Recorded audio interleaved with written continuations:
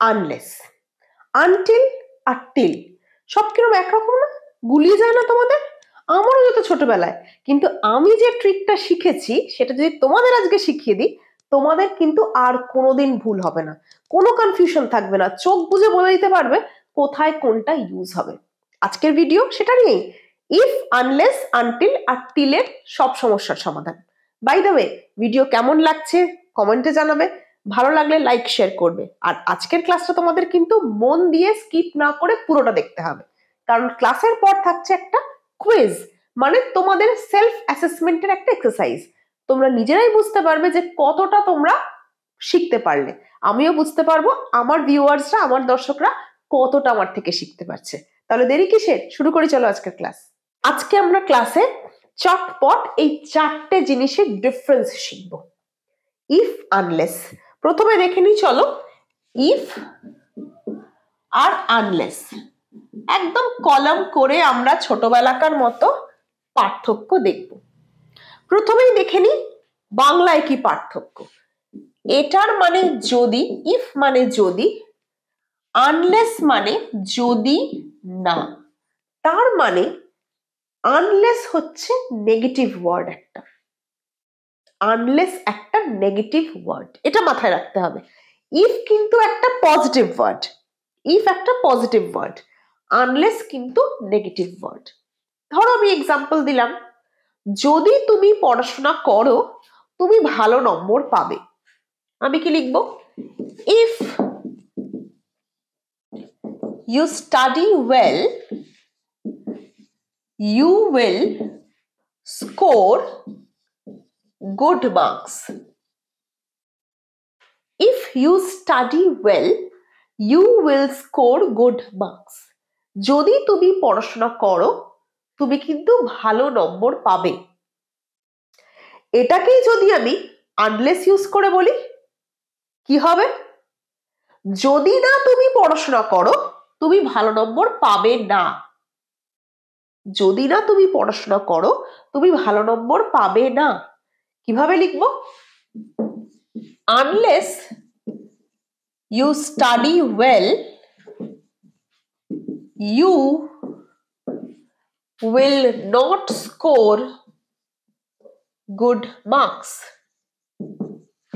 Unless you study well, you will not score good marks. এইবার দুটোর মধ্যে পার্থক্যটা দেখি চল। দুটোর পার্থক্য দেখো, একটাতে আমরা নেগেটিভ ওয়ার্ড হিসেবে আনলেস ইউজ করেছি, এটার বাংলা কি হলো? যদি না তুমি পড়াশোনা করো, আনলেস ইউ স্টাডি ওয়েল, তুমি ভালো নম্বর পাবে না। You will not score good marks, it's a negative sentence. এখানে একই সেন্টেন্সটাকে আমি পজিটিভ বললাম। যদি তুমি পড়াশোনা করো, ভালো করে পড়াশোনা করো, ইফ ইউ স্টাডি ওয়েল, তুমি ভালো নম্বর পাবে। You will score good marks. দুটোর মানে একই। তুমি যদি পড়াশোনা করো তুমি ভালো নম্বর পাবে, তুমি যদি পড়াশোনা না করো তুমি ভালো নম্বর পাবে না। মিনিং দুটো একই, কিন্তু একটা আমরা অ্যাফার্মেটিভে লিখলাম, একটা আমরা নেগেটিভে লিখলাম। অ্যাফার্মেটিভে লেখার সময় আমরা ইফ ইউজ করলাম, নেগেটিভে লেখার সময় আমরা আনলেস ইউজ করলাম। যদি তুমি সময় মতো ওষুধ খাও তুমি তাড়াতাড়ি সুস্থ হবে। কি লিখবো? If you take your medicines properly,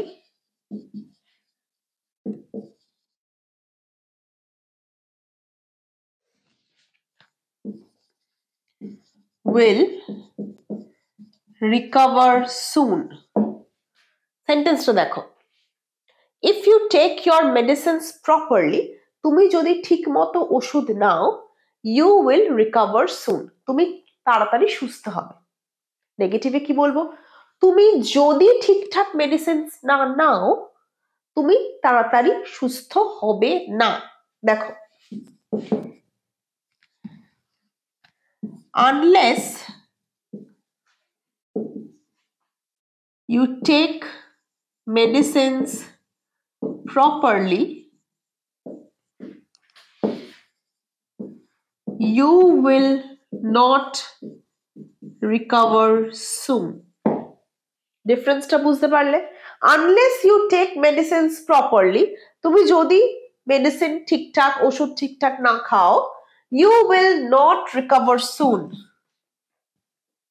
you will recover soon, এখানে you will not recover soon.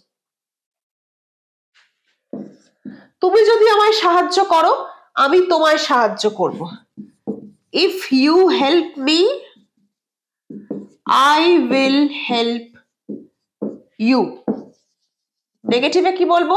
তুমি যদি আমায় সাহায্য না করো, যদি না তুমি আমায় সাহায্য করো, আমি তোমায় করব না। Unless you help me, I will not help you. Clear? আমরা আনলেস আর ইফ কিন্তু একই মানে বোঝাতে ইউজ করি, কিন্তু সেন্টেন্স দুটো স্ট্রাকচার আলাদা। একটা অ্যাফার্মেটিভ স্ট্রাকচার যেটা আমরা ইফ ইউজ করে করি, একটা নেগেটিভ স্ট্রাকচার যেটা আমরা আনলেস ইউজ করে করি। যদি তুমি আমার কথা মন দিয়ে শোনো, তুমি বুঝতে পারবে। If you listen to me carefully, you will understand. যদি তুমি আমার কথা মন দিয়ে শোনো, তুমি বুঝতে পারবে। If you listen to me carefully, you will understand. যদি না তুমি আমার কথা মন দিয়ে শোনো, তুমি বুঝতে পারবে না। Unless you listen to me carefully, you will not understand me. যদি না তুমি আমার কথা মন দিয়ে শোনো, তুমি বুঝতে পারবে না। Unless you listen to me carefully, you will not understand me. দুটোর পার্থক্য বোঝা গেছে? যদি বোঝা যায়, প্লিজ লেখো ইফ আনলেস ক্লিয়ার। কমেন্ট সেকশনে প্লিজ ভিডিওটা পজ করে লেখো ইফ আনলেস ক্লিয়ার। আমি সরে যাচ্ছি, বোর্ড থেকে সরে দাঁড়াচ্ছি, একটা স্ক্রিনশট নাও, যাতে ইফ আর আনলেসের স্ট্রাকচারাল যে ডিফারেন্স, ব্যবহারের ক্ষেত্রে, সেন্টেন্স লেখার ক্ষেত্রে যে পার্থক্য, সেটা তোমাদের পরিষ্কার মনে থাকে। Take a screenshot. ইফ আর আনলেস তো ক্লিয়ার হয়েছে, আশা করি ক্লিয়ার হয়েছে।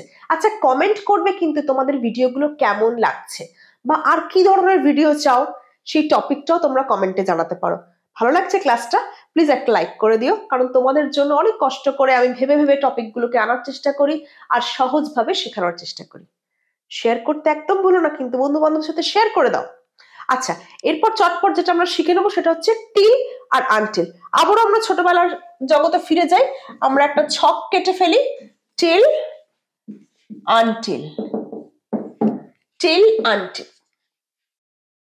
আনটিল মানে যতক্ষণ না, টিল মানে পর্যন্ত। কেমন একটু দেখি ডিফারেন্সটা কি? যতক্ষণ না তুমি আসবে বা ফিরবে, আমি অপেক্ষা করব। যতক্ষণ না পর্যন্ত, আচ্ছা এইটা তুমি লিখতে পারো যতক্ষণ না পর্যন্ত। দেখো, ইফ আর আনলেস আমরা কি শিখলাম? একটা পজিটিভ, একটা নেগেটিভ। এখানেও তাই। টিল হচ্ছে পজিটিভ সেন্সে ইউজ হয়, আনটিল নেগেটিভ সেন্সে ইউজ হয়। পর্যন্ত আর যতক্ষণ না পর্যন্ত। আমি ধরো বললাম যতক্ষণ না পর্যন্ত তুমি ফিরবে, আমি অপেক্ষা করব। Until you return, I will wait.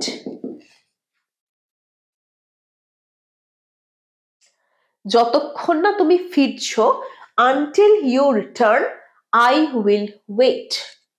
আমি বললাম আমি কাল রাত 10টা পর্যন্ত পড়েছি। I have studied till 10 p.m. yesterday. গতকাল রাত 10টা পর্যন্ত পড়েছি।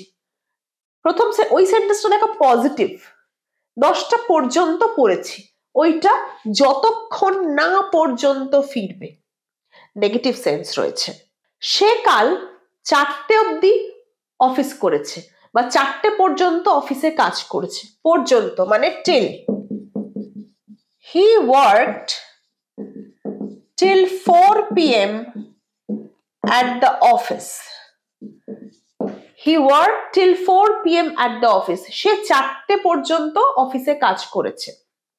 আমি ধরো বললাম যতক্ষণ না তুমি পড়ছো তুমি পাস করতে পারবে না, until you study you will not pass, until you study you will not pass, যতক্ষণ না পর্যন্ত পড়ছো তুমি পাস করতে পারবে না। যতক্ষণ না পর্যন্ত সত্যি স্বীকার করছো আমি তোমায় ক্ষমা করব না, until you confess the truth I will not forgive you, confess মানে স্বীকার করা, যতক্ষণ না তুমি সত্যি স্বীকার করছো, until you confess the truth আমি তোমায় ক্ষমা করব না, I will not forgive you।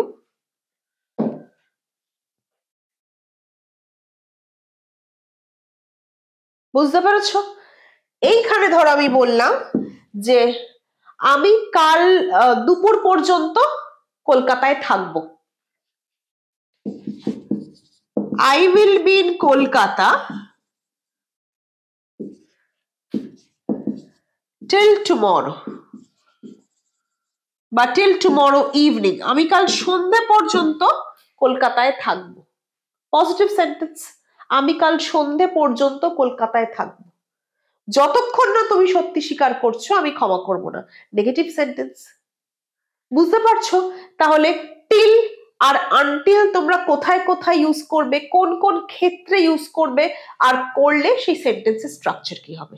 আমি সরে যাচ্ছি আবার অ্যাজ ইউজুয়াল বোর্ড থেকে, তোমরা প্লিজ স্ক্রিনশট নিয়ে রাখো যাতে পরবর্তীকালে আর কখনো ভুল না হয়। বাই দ্য ওয়ে, ভিডিওর শেষে কিন্তু একটা কুইজ রয়েছে, ওয়েট করে যাবে, কুইজের আনসার দেবে, কমেন্টে আনসার জানাবে, যাতে করে তোমরা বুঝতে পারো কোথায় দাঁড়িয়ে আছো তোমরা, আদৌ কি তোমাদের কাছে কিছু ক্লিয়ার হয়েছে, সঠিক উত্তর দিতে পারছো কি? আশা করছি পারবে। Take a screenshot and come back for the quiz. এই হচ্ছে তোমাদের জন্য কুইজ। 5টা প্রশ্ন রয়েছে, তোমরা লিখবে কোথায় টিল হবে আর কোথায় আনটিল হবে, আর সেটা লিখে জানাবে আমাকে কমেন্ট সেকশনে, কারণ কমেন্ট সেকশনে আমি তোমাদের সঠিক উত্তরটা বলবো, যাতে তোমরা চেক করে জেনে নিতে পারবে কটা ঠিক হলো। ভালো লাগলে লাইক, শেয়ার আর অনেক কমেন্ট। তোমাদের ভালোবাসায় আবার দেখা হচ্ছে পরের ক্লাসে।